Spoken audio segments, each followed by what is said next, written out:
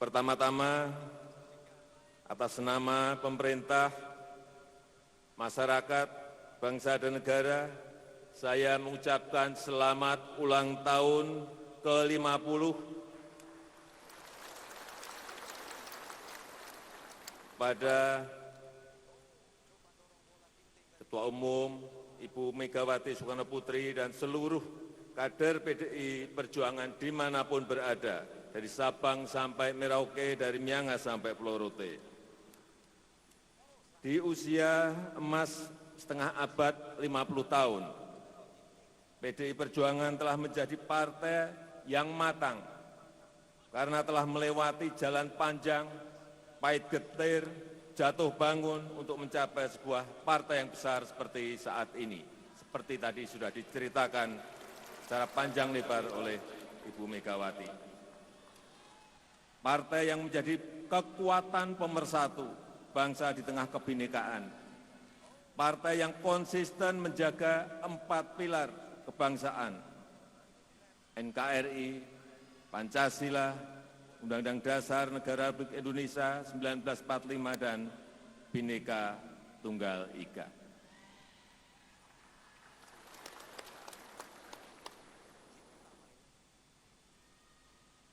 Bu Megawati, Bapak Ibu sekalian, seluruh kader PDI Perjuangan yang saya hormati. Tahun 2022 kemarin adalah tahun yang sangat sulit.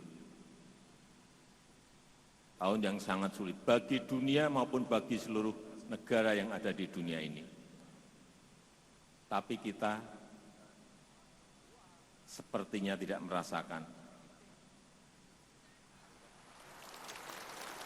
Karena kita memang masih tumbuh pada posisi yang normal ekonomi kita. Tahun kemarin adalah tahun turbulensi ekonomi yang sulit dihitung, sulit diprediksi. Dan tahun ini akan jauh lebih sulit bagi dunia.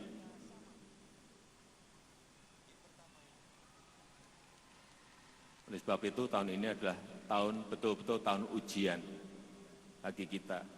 Kalau kita ingat tahun 97-98, banyak negara yang jatuh termasuk Indonesia menjadi pasiennya IMF. Tahun ini baru saja tadi pagi saya telepon Menteri Keuangan, berapa sih yang menjadi pasien IMF per hari ini? 16 negara sudah menjadi pasien IMF.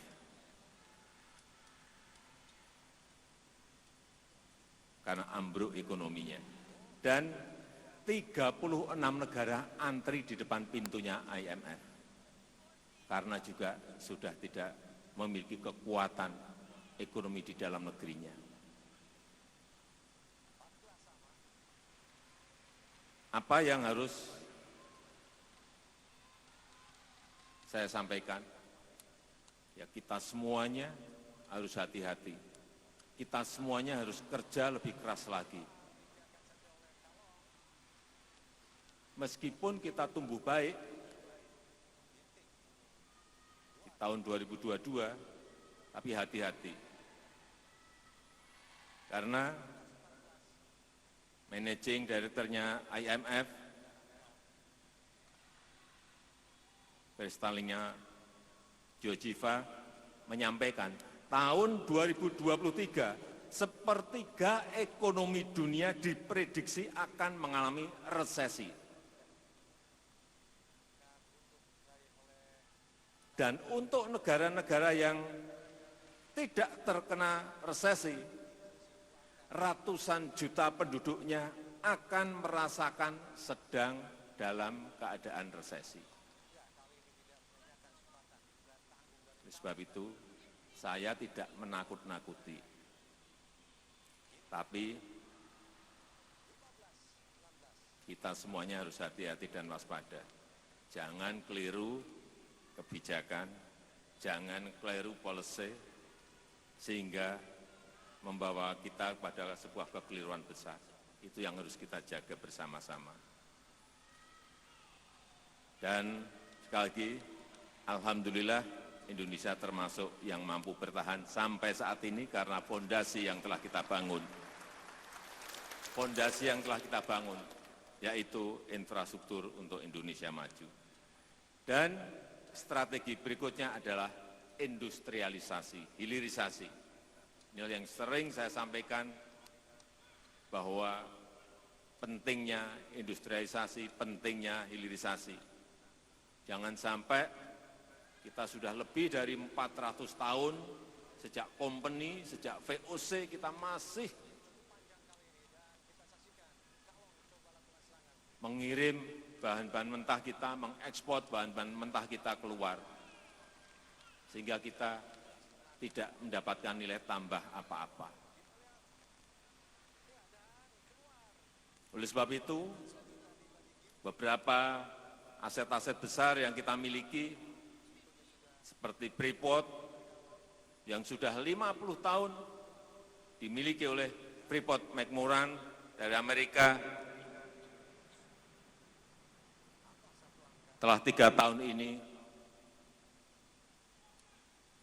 mayoritas telah kita miliki, yaitu 51,2%. Apa yang kita inginkan dari pengambil alihan ini adalah industrialisasi. Jangan sampai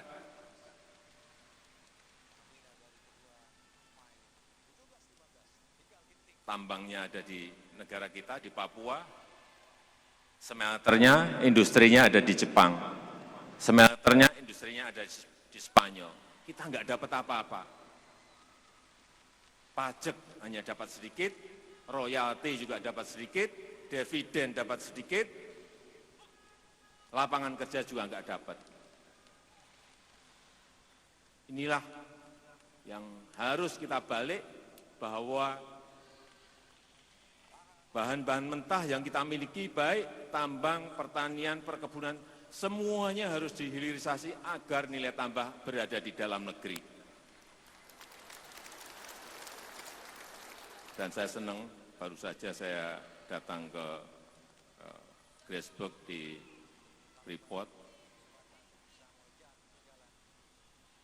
98% pekerjanya adalah warga negara Indonesia, 98% sekarang ini, dan 41% adalah dari tanah Papua.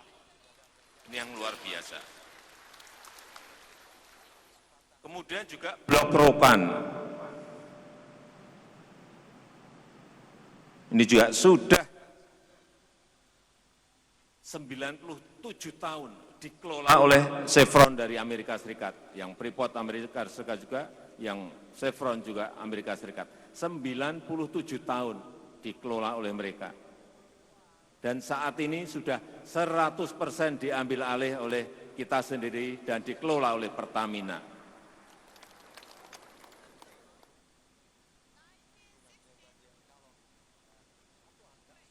Juga Blok Mahakam, setelah 43 tahun dikelola oleh Total INP dari Perancis, sekarang juga 100% dikelola oleh Pertamina.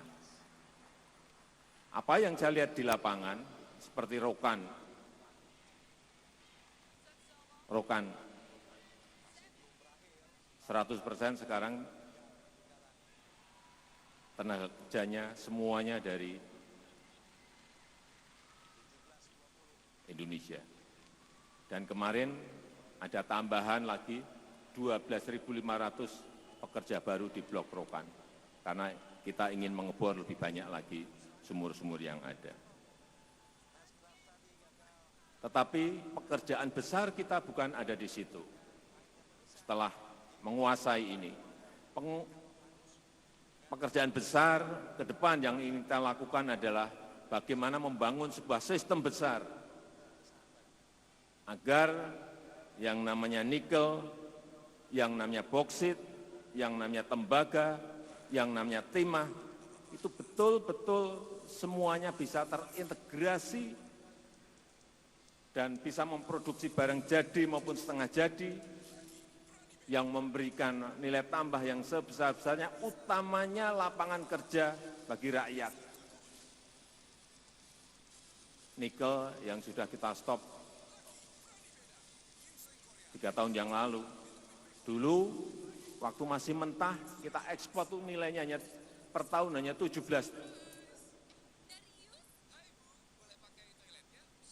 triliun rupiah. Setelah kita stop 3 tahun ini, setahun bisa menghasilkan kurang lebih 360 triliun rupiah. Ini baru nikel. Boksit kemarin sudah kita umumkan di bulan Desember, stop juga mulai Juni 2023. Dan akan kita industrialisasikan, kita hilirisasikan di dalam negeri. Saya nggak tahu lompatannya, tapi perkiraan kita nanti dari kurang lebih 20 menjadi kurang lebih 60 sampai 70 triliun.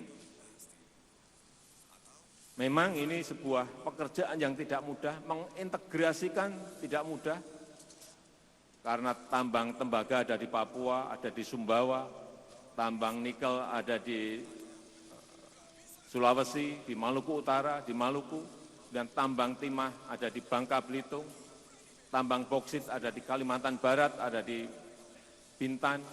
Semuanya harus terintegrasi sehingga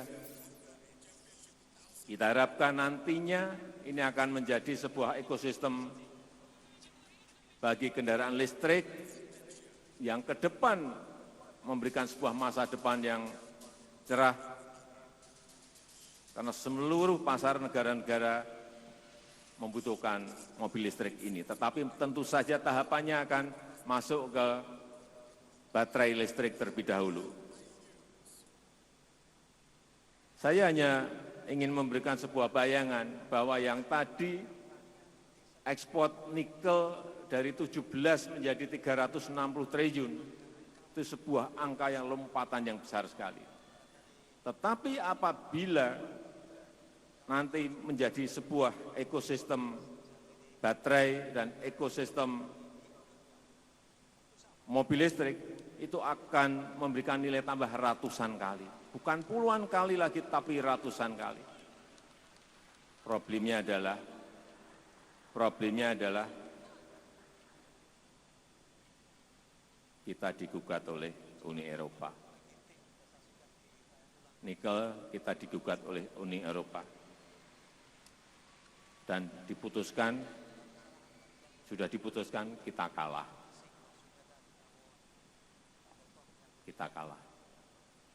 Tapi saya sampaikan kepada Bu Menteri Luar Negeri, jangan mundur. Karena inilah yang akan menjadi lompatan besar peradaban negara kita. Saya meyakini itu. Terus kita banding. Kalau banding nanti kalah, saya enggak tahu. Ada upaya apa lagi yang bisa kita lakukan. Tapi itulah sebuah perdagangan yang kadang-kadang menekan sebuah negara agar mereka ikut aturan main yang dibuat oleh negara-negara besar, sehingga kalau kita ekspornya, kirimnya hanya bahan mentah, sampai kiamat kita akan menjadi negara berkembang.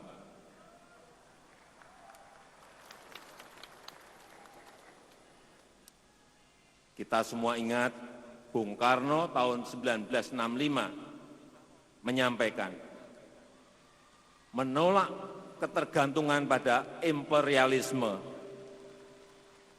memperluas kerjasama yang sederajat dan saling menguntungkan. Bung Karno tahun 65 sudah menyampaikan itu. Dan supaya kita tidak bisa didikte dan tidak menggantungkan diri kepada negara manapun. Inilah yang ingin kita lakukan, berdikari.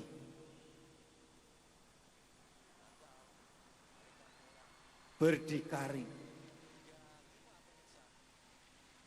Berdikari.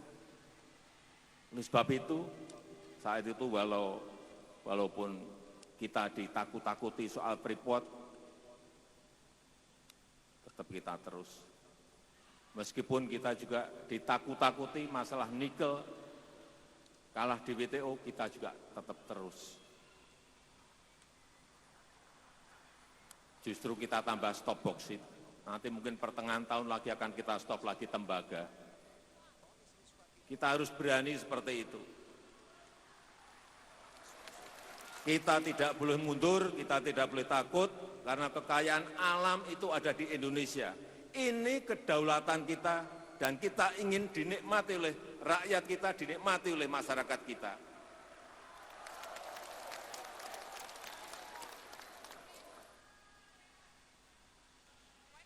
Sehingga waktu KTT ASEAN Uni Eropa, saya menyampaikan di dalam forum itu, karena yang menggugat Uni Eropa, pas kita ada KTT, waduh ini kesempatan. Saya menyampaikan, kemitraan itu harus setara. Dan tidak boleh ada pemaksaan. Tidak boleh negara manapun mendikte. Dan tidak boleh negara-negara maju itu merasa bahwa standar mereka lebih bagus dari standar negara kita.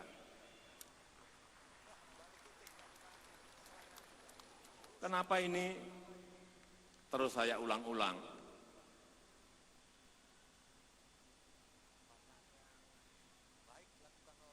Karena saya ingin Presiden ke depan juga berani melanjutkannya.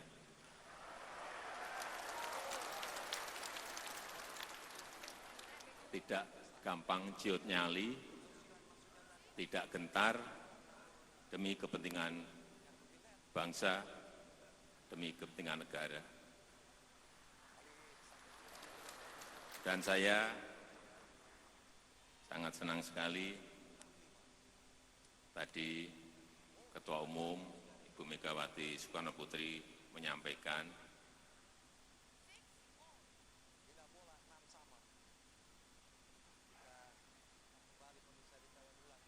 bahwa calonnya adalah dari kader sendiri.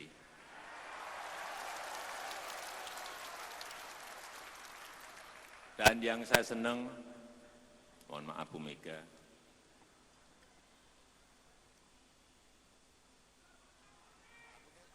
Bu Mega dalam memutuskan itu betul-betul sangat hati-hati.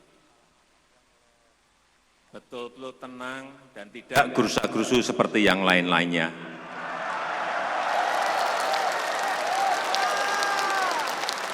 Didesak-desak dari manapun tidak goyah. Meskipun namanya sudah di kantongnya Bu Mega.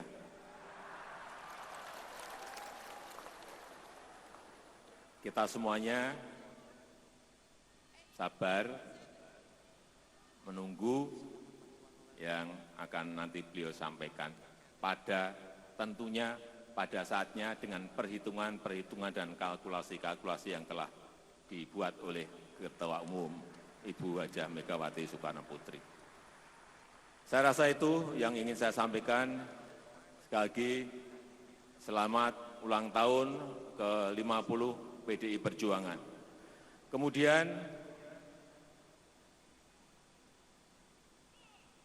yang terakhir, ini juga gagasan Bung Karno untuk pemindahan ibu kota dari Jakarta ke ibu kota Nusantara. Saya akan memberikan gambaran sedikit di layar. Terima kasih. Wassalamualaikum warahmatullahi wabarakatuh. Salam Pancasila. Merdeka! Merdeka! Merdeka! Assalamualaikum warahmatullahi wabarakatuh. Om Santi Santi Santi Om. Namo Buddhaya, salam kebajikan.